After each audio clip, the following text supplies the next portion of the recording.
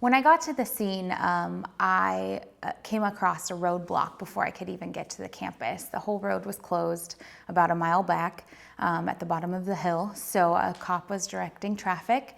I parked on the side of the road. At that time, I was one of probably 3-4 vehicles that were parked on the side of the road who were either with the media or family or friends looking for their loved one. I parked there, and within an hour, I was one of 20 cars.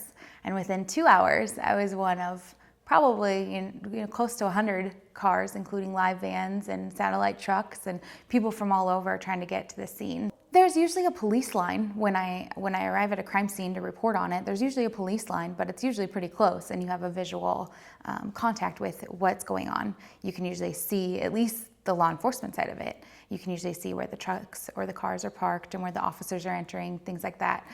But this, we were completely out of sight. When I report on a crime story, I try to include as many details as possible, things for people who are not there, who can visualize it, can see it, can understand the chaos and the hecticness that's going on around it. But for this, I mean, I was in a fire truck bay with a bunch of other reporters. For me, there wasn't any detail to provide from that aspect, so I was having to find other angles.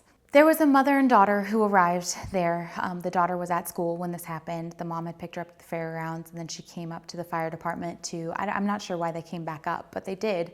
And so I was able to talk to them and ask them what the scene was like. There were other people who had been on campus either previously or at the time of the shooting who eventually came to the fire department for one reason or another, and I was able to talk to them as well. So I was relying on secondhand information as far as what was going on at the scene.